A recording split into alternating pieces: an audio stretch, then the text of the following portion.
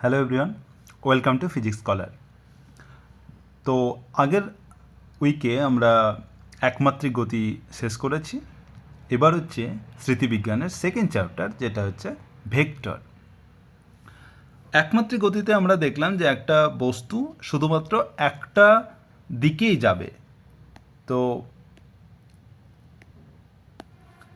একমাত্রিক গতি বলতে আমরা বলছিলাম যে একটা দিকেই যাচ্ছে, এর গতি মানে এর গতির পরিবর্তন হবে না, দিকের পরিবর্তন হবে না, মানে এটা অন্য দিকে যেতে পারবে না। এই সমস্ত এটা যদি, তাহলে এটা ভুল, এটা হচ্ছে দ্বিমাত্রিক গতি হয়ে যাবে।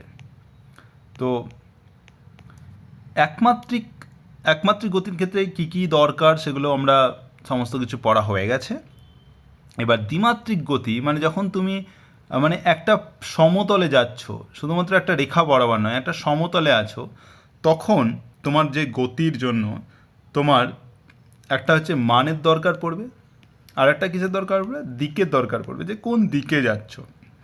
তুমি এদিকেও যেতে পারো, তুমি এদিকেও যেতে পারো, এদিকেও যেতে পারো। এই যে তুমি দিকগুলো বোঝাচ্ছ, এই দিক বোঝানোর জন্যই তোমাকে যেটা দরকার হবে সেটা হচ্ছে ভেক্টর। ভেক্টর দরকার হবে কারণ তোমার হচ্ছে মানের সাথে সাথে দিকও বোঝানোর দরকার পড়বে যখন তুমি একটা দ্বিমাত্রিক সমতলে থাকবে।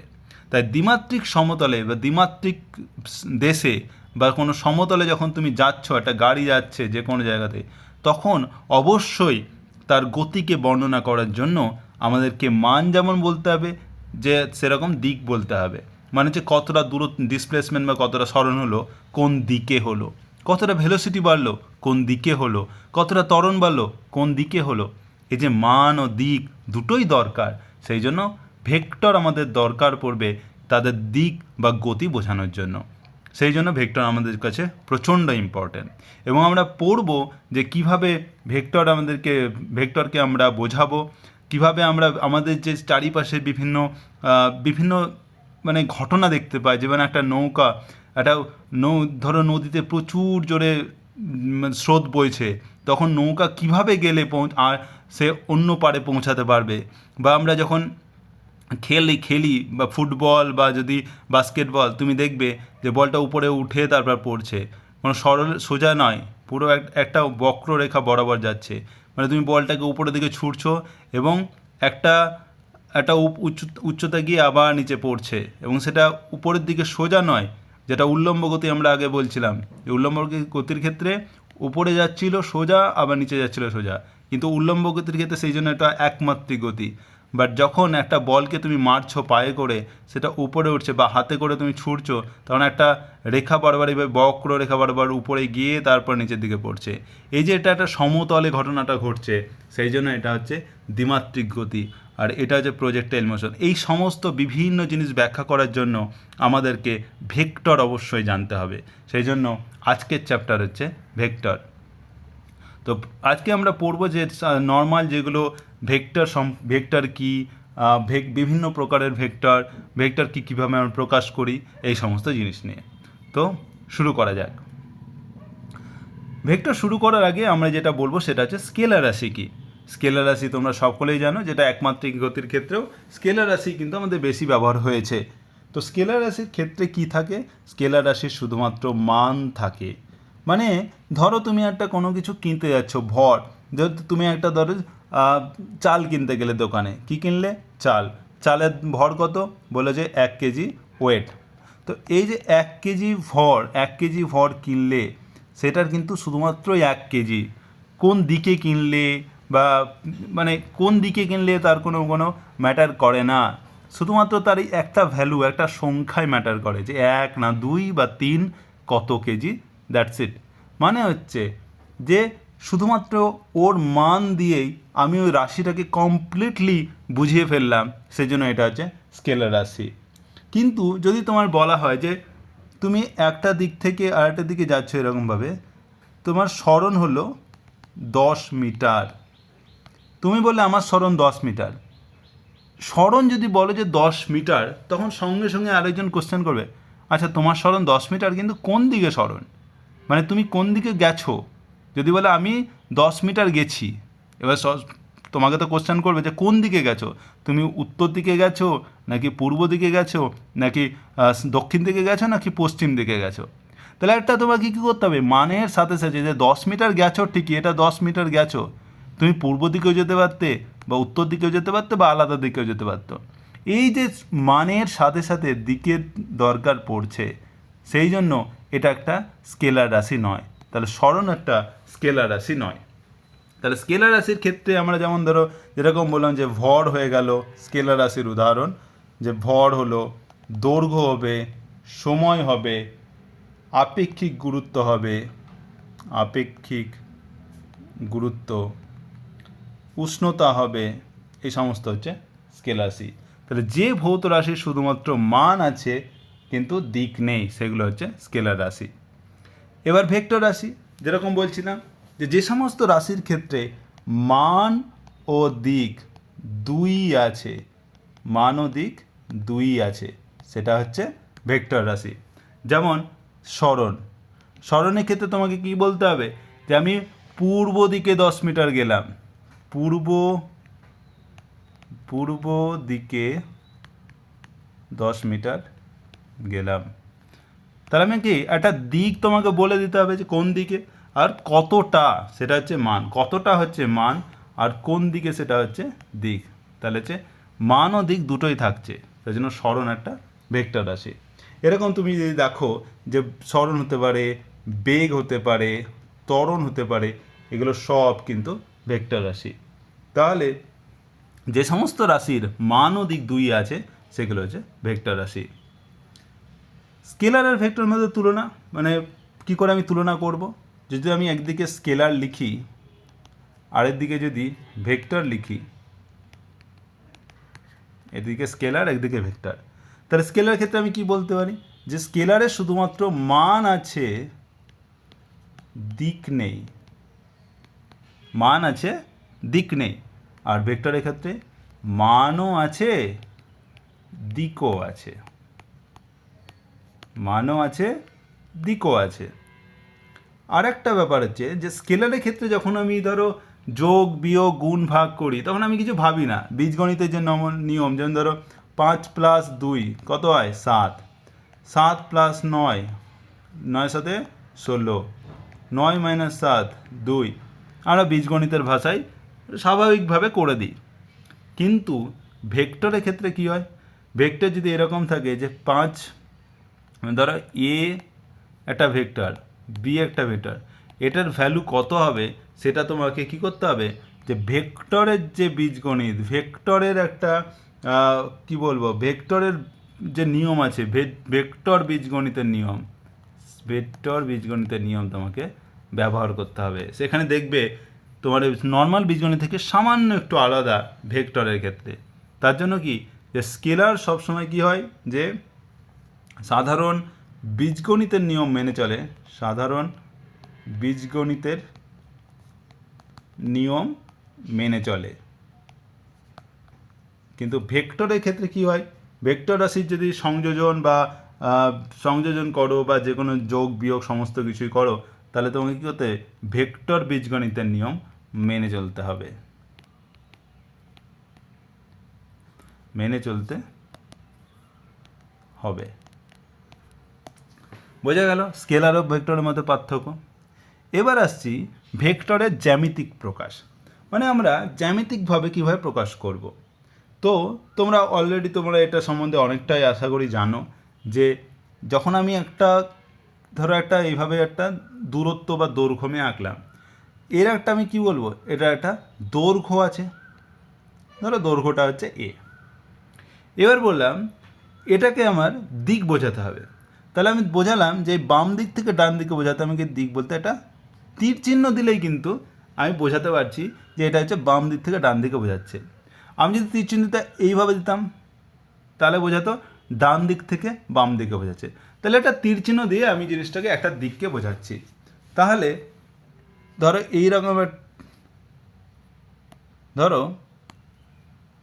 এইরকম একটা আমি তীর চিহ্ন দিয়ে একটা সরলরেখা এঁকে দিলাম, তাহলে আমি এটাকে লিখলাম এ, এটা হচ্ছে বি। তাহলে আমি এটাকে লিখতে পারি যে এ বি, এটা হচ্ছে দৈর্ঘ্য এ বি, আর তার মাথায় একটা এইভাবে তীর চিহ্ন এঁকে দিলাম। এই যে এটা বোঝালো, এই এবিটা মান বোঝাচ্ছে, এবি হচ্ছে তার মান, আর যে তীর চিহ্নটা এঁকে দিলাম সেটা হচ্ছে দিক বোঝাচ্ছে।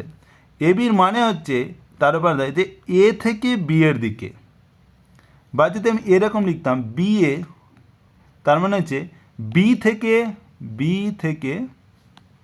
এ এর দিকে, তাহলে ভেক্টরটা হচ্ছে বি থেকে এর দিকে। তাহলে এইভাবে আমরা ভেক্টরটাকে নির্দেশ করছি।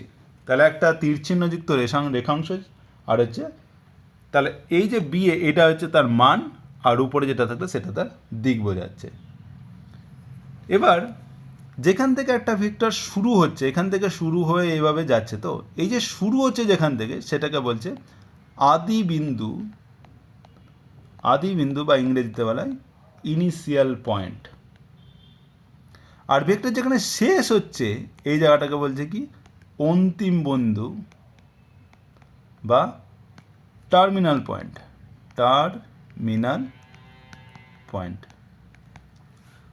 তাহলে প্রথমে যেখানে শুরু হচ্ছে সেটা হচ্ছে আদি বিন্দু বা ইনিশিয়াল পয়েন্ট, যেখানে শেষ হচ্ছে সেটা হচ্ছে অন্তিম বিন্দু বা টার্মিনাল পয়েন্ট। এবার এই যে দূরত্বটা এখান থেকে এতটা, এই যে দূরত্ব, এটার ভ্যালু যেটা বললাম মান, সেটাকেই বলা হয় তার মডিউলাস, ইংরেজিতে বলে মডিউলাস। এবং সেটাকে বোঝানো হয় যে এরকম, ধরো তোমার নর্মাল ভেক্টরটাকে বোঝাচ্ছে এ ভেক্টর, তাহলে পরে এটাকে আমি লিখতে পারি এ ভেক্টরের মড মানে বাঁ দিকে একটা দাগ ডান দিকে একটা দাগ, এটা হচ্ছে মডিউলাস বোঝাচ্ছে। এটার মানেই হচ্ছে শুধু এ, মানে শুধু মান বোঝাচ্ছে। তাহলে মডিউলাস বলতে মান বোঝাচ্ছে। এবার ধরো তোমার কাছে আমি বলা হলো যে একটা বেগ আছে ভেক্টর, যে বেগ ভেক্টর ভি, সেটা হচ্ছে পূর্ব দিকে 6 সেন্টিমিটার/সেকেন্ড বেগে যাচ্ছে। তাহলে এর মান কত? তাহলে মান হচ্ছে মড ভি, মানে হচ্ছে 6, আর দিক কোনটা? পূর্ব দিক। এই ভিটাকে আমরা নর্মালি লিখতে পারি v=6। এবার ভেক্টর সম্বন্ধে কিছু তথ্য আমরা জানব। প্রয়োগ বিন্দু মানে হচ্ছে যে বিন্দুতে একটি ভেক্টর ক্রিয়াশীল হয়। ধরো একটা ভেক্টর নিলাম এইভাবে, ভেক্টরটা হচ্ছে ধরো এটা ও, এটা এ, এটাকে বলছি আমি ভেক্টর এ, স্মল এ। তাহলে যে বিন্দুতে একটি ভেক্টর ক্রিয়াশীল হয় মানে কি, এই বিন্দুতে, এই যে ও বিন্দুতে দেখো যে ভেক্টরটি শুরু হচ্ছে বা ক্রিয়াশীল হচ্ছে, সেই জন্য এটাকে বলা হয় প্রয়োগ বিন্দু। মানে যেখানে বিন্দুটা আমার মানে ভেক্টরটা কাজ করা শুরু করছে সেটা হচ্ছে প্রয়োগ বিন্দু। মানে হচ্ছে ভেক্টরের যে আদি বিন্দু সেটা হচ্ছে তার প্রয়োগ বিন্দু। আদি বিন্দু মানে প্রয়োগ বিন্দু। প্রয়োগ রেখা বলতে কি বুঝি? ধরো একটা ভেক্টর কাজ করছে এইভাবে, তাহলে এই যে একটা রেখা বরাবর এটা কাজ করছে, তো একটা সরল রেখা বরাবর কাজ করছে, এই যে সরল রেখা বরাবর কাজ করছে এটাই হচ্ছে তার প্রয়োগ রেখা। মানে যে সরল রেখা বরাবর ভেক্টর কাজ করে বা ভেক্টর ক্রিয়াশীল হয় তাকে হচ্ছে ভেক্টরের প্রয়োগ রেখা বলা হয়। এবার হচ্ছে স্বাধীন ভেক্টর। এবার ধরো যদি তোমার হচ্ছে একটা ভেক্টর হচ্ছে ধরো ফোর্স ভেক্টর এফ, এটা হচ্ছে বল। এটা ধরো এই যে একটা গাড়ি আছে, গাড়ির এ বিন্দুতে কাজ করছে আর বি বিন্দুতে কাজ করছে। তাহলে এ হচ্ছে প্রয়োগ বিন্দু, বি হচ্ছে প্রয়োগ বিন্দু, আর এপি হচ্ছে এই যে এপি বরাবর হচ্ছে এটা হচ্ছে প্রয়োগ রেখা, আর বিকিউ হচ্ছে একটা প্রয়োগ রেখা। তাহলে দেখো যদি একটা এরকম যদি ট্রেন হয় বা যদি একটা শক্ত কোনো বস্তু, তাহলে যদি আমি একটা যদি এরকম একটা ভেক্টর এখানে দিলাম এরকম, বা উল্টো দিকেও হতে পারে, ধরো একটা ফোর্স দিলাম বা বল দিলাম, যদি এইখানে বলটা দিই এবং গাড়িটার মানে এই জিনিসটার ত্বরণ হচ্ছে ধরো এটার মাস হচ্ছে এফ, তাহলে হচ্ছে F/m। এই একই পরিমাণ যদি ফোর্স যদি এইখানে দিই, মানে জাস্ট সমান পরিমাণ বল, তো সমান পরিমাণ মান আর সমান, এবং কেবলমাত্র দিকটা একই রেখে, মান ও দিক একই রেখে, মানে ভেক্টরটাকে একই রেখে একবার আমি এখানে প্রয়োগ করেছি আরেকবার একটু নিচে প্রয়োগ করেছি এফ, সেম ফোর্স আমি একবার এখানে অ্যাপ্লাই করেছি, এখানে অ্যাপ্লাই করেছি, দুটো আলাদা জায়গায় অ্যাপ্লাই করেছি, তাহলে যদি ত্বরণের মান একই থাকে তাহলে এই দুটো ভেক্টর হচ্ছে স্বাধীন ভেক্টর। তাহলে হচ্ছে ভেক্টরটা হচ্ছে স্বাধীন ভেক্টর। তাহলে এফ হচ্ছে স্বাধীন ভেক্টর। স্বাধীন ভেক্টর মানে হচ্ছে যে ধরো কোনো একটা ভেক্টরকে যদি তার মান ও দিক যদি অপরিবর্তিত রাখা হয়, মানে মান আর দিক সেম রেখে সেটাকে আমি অন্য একটা জায়গায় রেখে দিই, অন্য একটা জায়গায় প্রয়োগ করি কোনো একটা বস্তুর ওপর, তাতে যদি এই বস্তুটার আচরণ যদি চেঞ্জ না হয়, মানে তার কোনো ধর্মের যদি পরিবর্তন না হয়, তাহলে এই ভেক্টরটাকে কী বলা হয়? স্বাধীন ভেক্টর বলা হয়। এবং স্বাধীন ভেক্টরে কী হচ্ছে যে আমি এখানেও প্রয়োগ করতে পারি, এখানেও প্রয়োগ করতে পারি, মানে এখানের প্রয়োগ বিন্দু আলাদা, এখানে প্রয়োগ বিন্দু আলাদা, এখানে প্রয়োগ রেখাও আলাদা, এখানে প্রয়োগ করতে, মানে নির্দিষ্ট কোনো প্রয়োগ বিন্দু বা প্রয়োগ রেখা নেই। বোঝা গেল ব্যাপারটা? প্রয়োগ রেখা তার নির্দিষ্ট কোনো প্রয়োগ বিন্দু বা প্রয়োগ রেখা, মানে তুমি যেখানে অ্যাপ্লাই করো তোমার কিন্তু বস্তুর আচরণ চেঞ্জ হবে না, মানে ওর ত্বরণ যদি একই থেকে যাবে, তাহলে সেক্ষেত্রে ভেক্টরটা হচ্ছে স্বাধীন ভেক্টর। তাহলে স্বাধীন ভেক্টরের ক্ষেত্রে নির্দিষ্ট কোনো প্রয়োগ বিন্দু বা প্রয়োগ রেখা থাকে না। এটা খুব ভালো করে মনে রাখবে। এবার আসছি সমান ভেক্টর। সমান ভেক্টর বলতে কি বুঝি? ধরো যে একটা ভেক্টর এইভাবে কাজ করছে, আর সমান দৈর্ঘ্যের এইভাবে আর একটা ভেক্টর কাজ করছে, তাহলে এটা হচ্ছে ভেক্টর এ। তাহলে এটা যদি ভেক্টর যদি বি হয়, যদি এ ভেক্টরের মান আর বি ভেক্টরের মান সমান হয়, আর এটা যদি একই দিকে কাজ করে, মানে যদি দুটোই পূর্ব দিকে কাজ করছে, তাহলে এই দুটি ভেক্টরকে কী বলা হবে? সমান ভেক্টর বলা হবে। সমান ভেক্টর বলা হবে। তাহলে এ ইকালস টু বি ভেক্টর, মানে আমি দুটোকেই বি মানে এই ভেক্টর, দুটোকেই এ ভেক্টর লিখতে পারি। তাহলে এটা হচ্ছে সমান ভেক্টর, মানে তার মান ও দিক দুটোই একই হতে হবে, সমান হতে হবে, তাহলে পরে তাদেরকে বলা হয় সমান ভেক্টর। এবার বিপরীত ভেক্টর কাকে বলে? ধরো একটা ভেক্টর এইভাবে কাজ করছে এবং সমান দৈর্ঘ্যের এইভাবে কাজ করছে, তার মানে হচ্ছে যে এটা হচ্ছে এ ভেক্টর আর এটা ধরো বি ভেক্টর।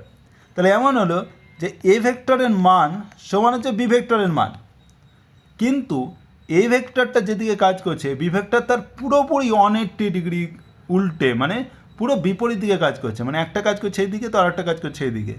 তাহলে সেক্ষেত্রে হচ্ছে তাহলে আমি ভেক্টরটাকে লিখতে পারি এই কাজটা হচ্ছে মাইনাস বি, বা বি কাজটা হচ্ছে মাইনাস এ।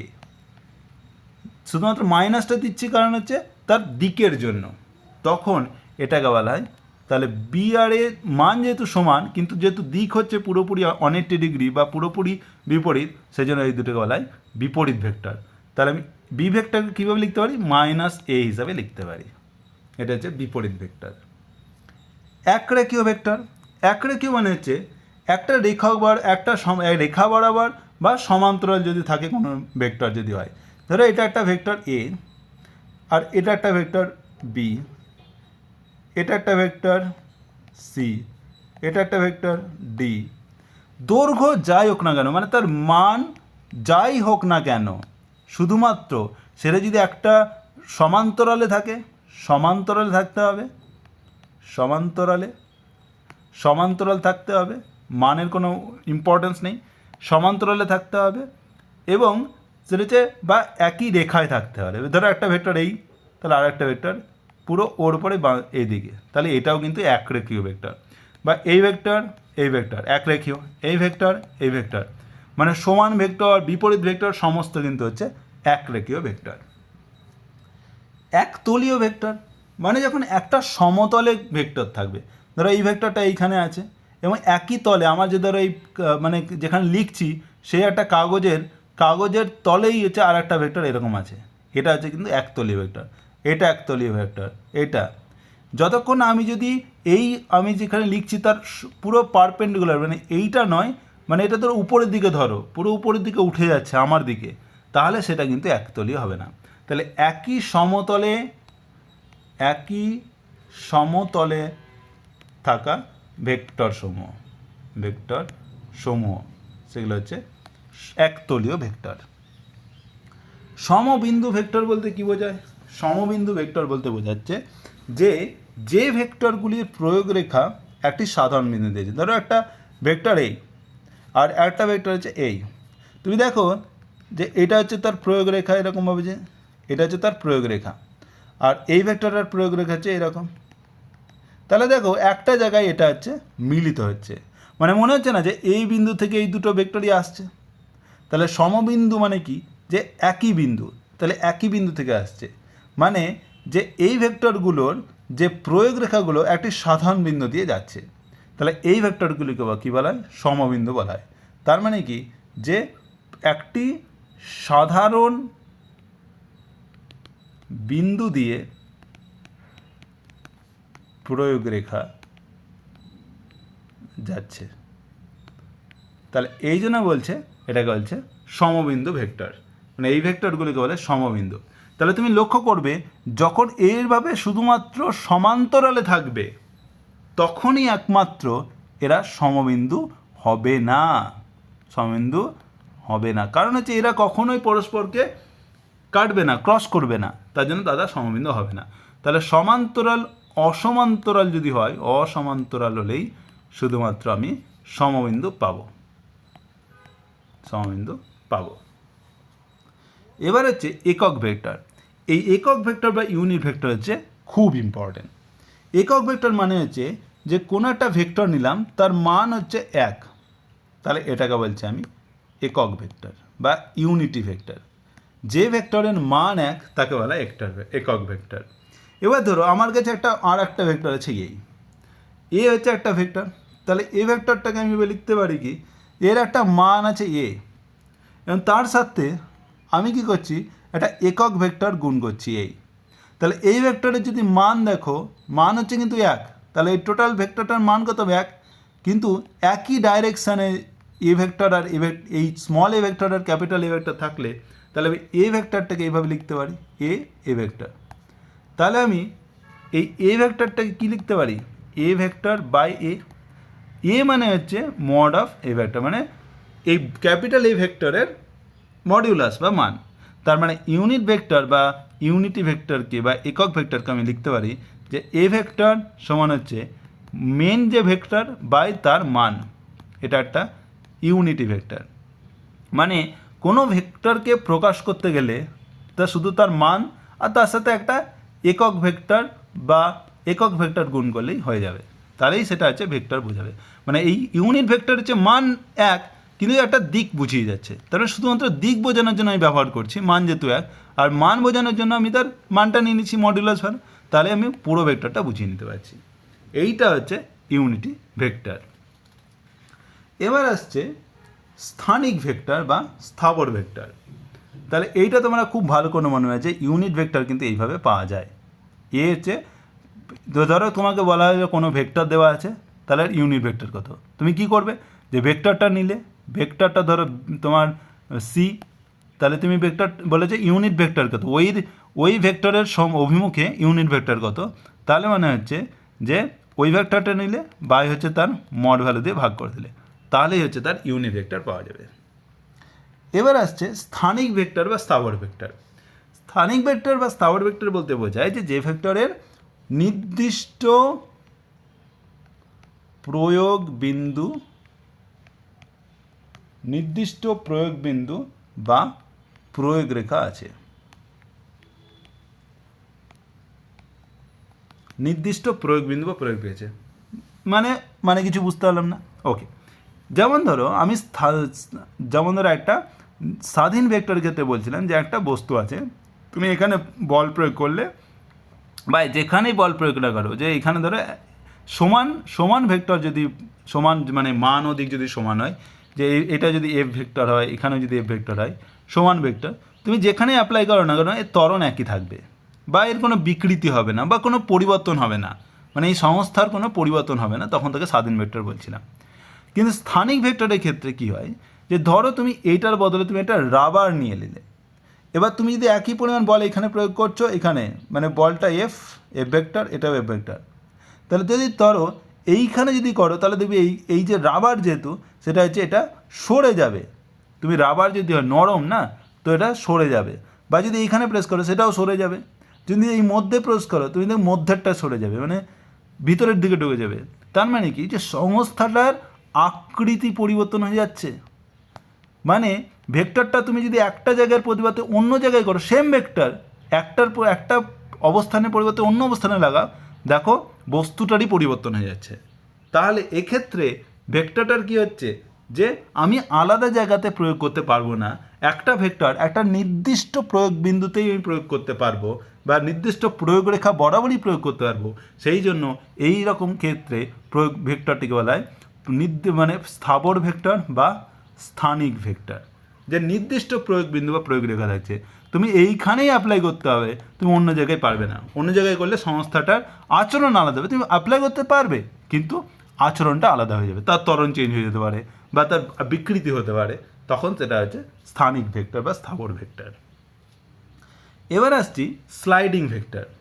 ধরো একটা ভেক্টর এটা তোমার একটা গোল ধরো চাকতি, আর এই হচ্ছে তোমার একটা প্রয়োগ রেখা, একটা এটা আমি ভালো করে আঁকছি, এটা হচ্ছে তোমার চাকতি, এটা তোমার হচ্ছে ঘূর্ণাঙ্গ, মানে এটা ঘুরতে পারে। এবার হচ্ছে একটা ভেক্টর নিলাম, যে এটা তোমার একটা ভেক্টর, তোমার এটা ভেক্টর, এটা হচ্ছে প্রয়োগ বিন্দু, এটা হচ্ছে প্রয়োগ রেখা।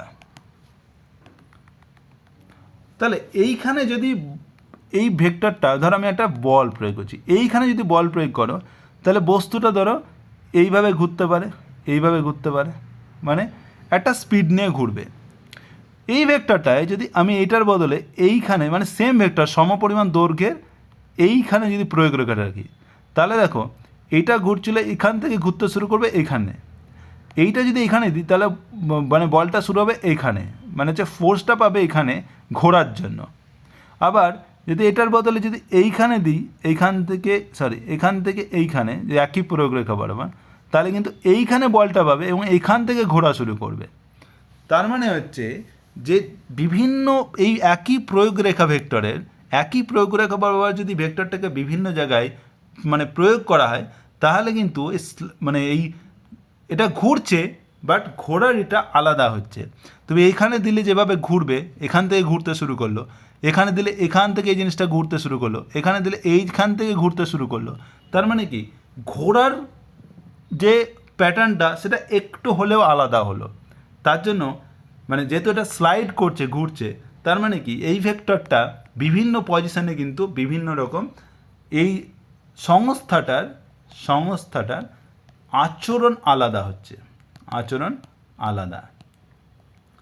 এবং এক্ষেত্রে দেখো যে একই প্রয়োগ রেখা আমি রাখছি, কিন্তু প্রয়োগ বিন্দু আলাদা করার ফলে যে সংস্থাটি আলাদা আচরণ করছে। তার মানে কি এখানে আলাদা আচরণ আলাদা করছে, মানে এটাই বলছি যে তুমি বিভিন্ন জায়গাতে পরিবর্তন, মানে বিভিন্ন জায়গাতে এটা তুমি দিতে পারো, তাহলে পরে যে এই জিনিসটা কিন্তু ঘুরছে। ওকে, এখানে আচরণ বলতে আমি ভুল বলছিলাম, যে ঘুরছে জিনিসটা, তুমি যেখানেই দাও, যেখানেই প্রয়োগ করো না কেন, আচরণ কিন্তু একই হবে, এটা আলাদা নয়, এটা একই হবে, আচরণ একই হবে। মানে তুমি যেখানে প্রয়োগ করো, যে একটা প্রয়োগ রেখা বরাবর একটা বলকে, তাহলে পরে কি বস্তুটা কিন্তু ঘুরবে। তুমি বিভিন্ন জায়গা থেকে শুরু করছে, মানে তোমার শুরু হওয়াটা আলাদা হচ্ছে ঠিকই, কিন্তু তোমার হচ্ছে নেট রেজাল্ট হচ্ছে যে ঘুরবে। তার মানে কি তুমি যেখানে এই প্রয়োগ রেখা বরাবর একই ভেক্টরকে তুমি এখানে অ্যাপ্লাই করো, এখানে অ্যাপ্লাই করো, এখানে অ্যাপ্লাই করো, বিভিন্ন জায়গাতে অ্যাপ্লাই করো, এই সংস্থাটা কী হবে ঘোরা শুরু করবে, মানে ঘূর্ণন হবে। তার মানে কি যে এর ক্ষেত্রে আচরণ কিন্তু একই হবে, মানে অপরিবর্তিত থাকছে, যে তুমি একই প্রয়োগ রেখা বরাবর একটি ভেক্টরকে তুমি যেখানেই নিয়ে যাও তার আচরণ কিন্তু একই হবে। তো এই জন্য এটাকে বলে স্লাইডিং ভেক্টর, মানে হচ্ছে যে তার তুমি দেখো প্রয়োগ বিন্দু আলাদা হতেই পারে, নির্দিষ্ট তাহলে প্রয়োগ বিন্দু নেই, নির্দিষ্ট প্রয়োগ বিন্দু নেই, তুমি যে কোনো জায়গাতে অ্যাপ্লাই করতে পারো। এই কিন্তু একটাই প্রয়োগ রেখা বরাবর বা প্রয়োগ রেখা আছে, নির্দিষ্ট প্রয়োগ রেখা আছে, প্রয়োগ রেখা আছে, মানে তুমি এখানে অ্যাপ্লাই করতে পারো, এখানে অ্যাপ্লাই করতে পারো, এখানেও অ্যাপ্লাই করতে পারো, কিন্তু একটা প্রয়োগ রেখাটা কিন্তু একই, এটা কিন্তু একই। এবং ঘটনাটা কী হচ্ছে, এটা কিন্তু ঘুরছে, স্লাইডিং করছে। তাহলে মানে নির্দিষ্ট প্রয়োগ বিন্দু নেই বাট নির্দিষ্ট প্রয়োগ রেখা আছে, এটাকে বলা হয় স্লাইডিং ভেক্টর। এবার হচ্ছে সহপ্রাথমিক ভেক্টর। সহপ্রাথমিক ভেক্টর মানে বলছে সহপ্রাথমিক মানে প্রাথমিক যেটা, মানে আদি বিন্দু যেটা বলছে, আদি বিন্দু। ধরো অনেকগুলো ভেক্টরের এরকম ভেক্টর, এরকম ভেক্টর, এরকম ভেক্টর, এরকম ভেক্টর, এদের কিন্তু আদি বিন্দু কিন্তু এক, আদি বিন্দু এক। আদি বিন্দু যদি এক হয় তাহলে তাদের বলে সহপ্রাথমিক। প্রাথমিক মানে হচ্ছে প্রাথমিক বিন্দু, মানে সহ মানে একই, তাহলে একই প্রাথমিক বিন্দু যদি হয় তাহলে পড়া হয় সহপ্রাথমিক ভেক্টর। তাহলে এটা ধরো, যদি আমি ধরো এরকম ধরো পি ভেক্টর বলি, এটা কিউ ভেক্টর, এটা আর ভেক্টর, এটা এস ভেক্টর, তাহলে পি কিউ আর এস হচ্ছে সহপ্রাথমিক ভেক্টর। আর শেষে হচ্ছে সহ অন্তিম ভেক্টর, মানে হচ্ছে যে অন্তিম পয়েন্টটা বা অন্তিম বিন্দু একই হবে। ধরো এইটা একটা ভেক্টর হচ্ছে পি, এইটা একটা ভেক্টর হচ্ছে কিউ, আর এটা একটা ভেক্টর হচ্ছে আর, আরও একটা ধরো এরকম। তার মানে কি পি কিউ আর এস কিন্তু একই জায়গায় এসে মিলিত হচ্ছে, বা তাদের অন্তিম পয়েন্টটা, অন্তিম বিন্দু হচ্ছে এক। যদি বিভিন্ন ভেক্টরের অন্তিম বিন্দু যদি এক হয়, সেটা একরকই হোক না কেন, একতলীয় হোক না কেন, বা বিভিন্ন তলেই যদি থাকুক না কেন, তাদের অন্তিম বিন্দু যদি এক হয় তাহলে সেটাকে বলছে সহ অন্তিম ভেক্টর। ওকে, আজকে এই পর্যন্তই। যেটা বেসিক, যেটা ভেক্টরের ভেক্টর কাকে বলে এবং ভেক্টরের প্রকারভেদ কী হয়, তো এটা নিয়ে আজকের ক্লাসটা ছিল। যদি কনফিউশন থাকে অবশ্যই কমেন্ট করো, বা আমার যে গ্রুপ আছে সেখানেও মেসেজ করতে পারো কোন কনফিউশন থাকলে। আর পরের দিন আমি পড়াবো ভেক্টরের সংযোজন। ওকে, থ্যাংক ইউ।